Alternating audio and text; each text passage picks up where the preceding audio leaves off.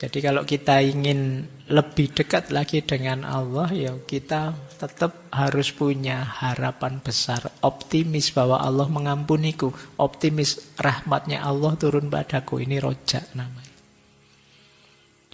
Kalau kita sudah roja, itu biasanya optimisme muncul, kita tambah semangat untuk mendekat pada Allah. Cuma ini imbangannya khauf tadi itu roja. Kalau terlalu banyak khauf, orang putus asa. Kalau terlalu banyak roja, orang jadi sembrono. Aman, merasa aman padahal tidak harus begitu. Aman yang tidak pada tempatnya. Jadi setelah khauf diimbangi oleh roja. Jadi setelah ada ketakutan, jangan dipolkan ketakutan, itu ada harapan.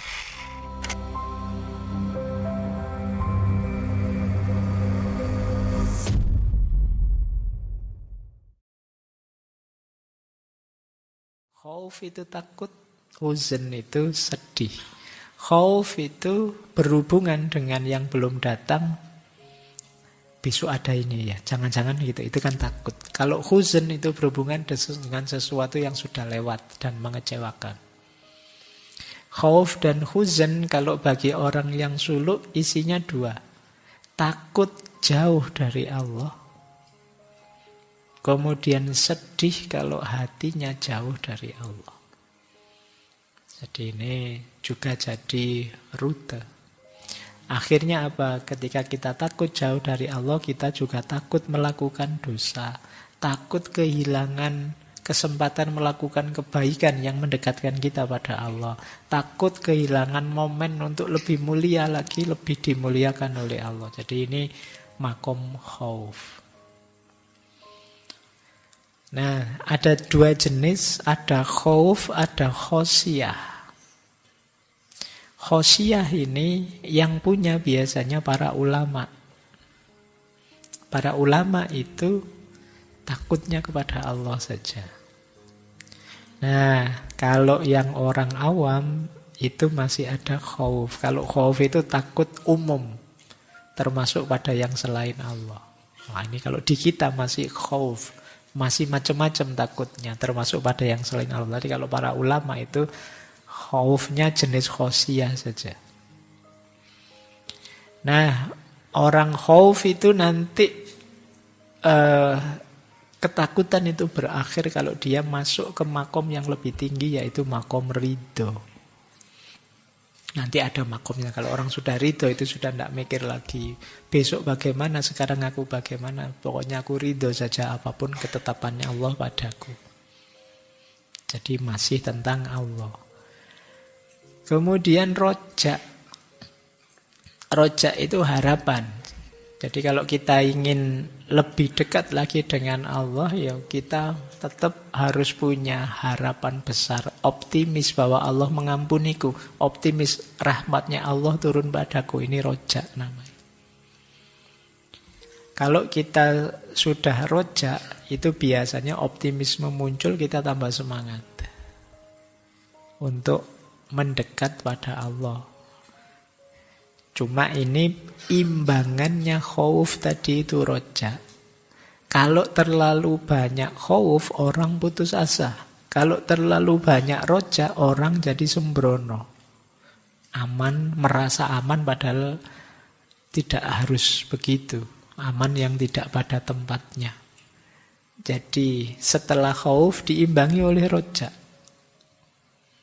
Jadi setelah ada ketakutan, jangan dipolkan ketakutan, itu ada harapan. Oh, Allah insya Allah masih mengampuni kita kok. Rahmatnya masih turun pada kita kok. Nah, roja ini juga nanti biasanya lenyap kalau kita sudah masuk ke makom ma'rifat. Kalau orang sudah ma'rifat itu sudah ngerti hakikat segalanya, sudah.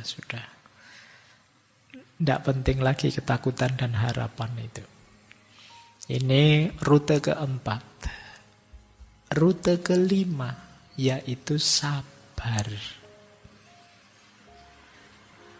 Sabar itu bisa mencegah diri, melindungi diri. untuk menjaga situasi seperti yang saat ini terjadi. Itu sabar. Jadi itu ya, ketika terjadi sesuatu yang tidak diinginkan, batin kita masih terkendali, lidah kita masih terkendali, tubuh perbuatan kita masih terkendali. Ini orang sabar. Sabar ada 3 jenis. Sabarnya orang awam, sabarnya ahli zuhud dan ahli ibadah, dan sabarnya ahli makrifat. Sabarnya orang awam itu dia sabar dan istiqomah dalam kebaikan. Sabar kalau dapat musibah dan ketika melakukan kebaikan istiqomah. Ini awam. Ya meskipun awam dan rasanya ya abot melakukan ini ya. Kita perlu perjuangan untuk istiqomah ini. Kalau ahli zuhud, sabarnya itu sabar penuh harapan pada Allah. Ini ahli zuhud. Jadi Allah akan memberikan yang terbaik padaku. Jadi hidup dengan kesadaran ini. Ini orang ahli zuhud. Apapun yang terjadi. Kalau ahli makrifat, kaum urafa, itu sabar menghadapi apapun. Manis atau pahitnya hidup, ya dia sabar karena fokusnya hanya pada Allah saja. Dulu pernah kita bahas satu sesi ya tentang sabar ini. Meskipun rekamannya membuat tidak sabar. Suaranya agak putus-putus ya. Makanya memang temanya sabar kan. Jadi kalau ada yang komen jelek di YouTube, sabar. Itu memang. Jadi bukan isinya yang jadi latihan sabar ya, memang videonya. Baik, ini sabar. Kemudian rute ke-6 itu syukur. Sering saya bilang ya, hidup ini sebenarnya kalau diringkas kuncinya cuma 2, sabar dan syukur. Kalau kita sedang mengalami hal yang tidak enak, ayo sabar. Sedang mengalami hal enak, ayo bersyukur. Ini bisa mengendalikan kita dari putus asa dan dari lupa diri. Syukur itu menerima dengan baik apa yang diberikan orang yang dermawan atau mun'im atas kemurahan hatinya atau ni'amnya. Karena semua karunia berasal dari Allah, maka kebaikan tertinggi adalah bersyukur kepada Allah. Unsurnya syukur 3. Yang pertama, tahu murah hatinya orang yang memberi. Yang kedua, senang dengan pemberian itu. Dan yang ketiga, melakukan apapun yang mungkin untuk menyenangkan yang memberi. Kalau kalian orang yang berterima kasih misalnya, kan kalian tahu betapa orang yang memberi kamu itu murah hati. Yang pertama. Yang kedua, dan kalian senang dengan pemberian itu. Dan yang ketiga, kalian ingin melakukan apapun yang membuat yang memberi saya itu senang. Maka kalau dalam ayat tertentu disebut lawannya syukur itu kufur. Jadi orang kufur itu orang yang tidak mengakui nikmatnya Allah. Makanya la in syakartum la wala azidannakum wala in kafartum inna adzabi lasyadid. Jadi lawannya syukur itu kufur. Jadi orang kafir itu sebenarnya orang yang tidak bersyukur. Makanya istilahnya kafir, ada yang bilang itu makna harafiahnya kafaro itu sebenarnya menutupi. Ya basa Jawa ini tidak ngetok-ngetok, kayak tidak memperlihatkan betapa nikmatnya Allah itu luar biasa. Tapi dia ingkari, namanya kufur, ditutupi. Makanya kalau terus mungkin istilah kufur kafaro itu kan terus diserap dalam bahasa Inggris jadi cover. Cover itu kan tutup. Bed cover itu kan tutupnya kasurmu, dipanmu. Jadi itu kan istilahnya sama. Jadi kufur, kafir, kufur. Jadi kalau kalian tidurnya di atas bed cover itu tidur di atas kekafiran.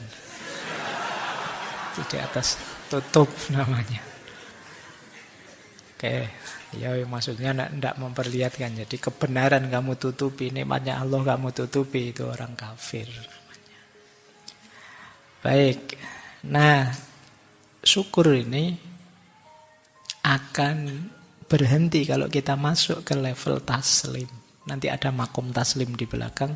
Di makom taslim itu apapun yang diberikan oleh Allah semuanya, apakah nikmat ataukah kemalangan, bagi kamu sama saja. Yang penting Allah masih ridho padamu. Ini level taslim sudah.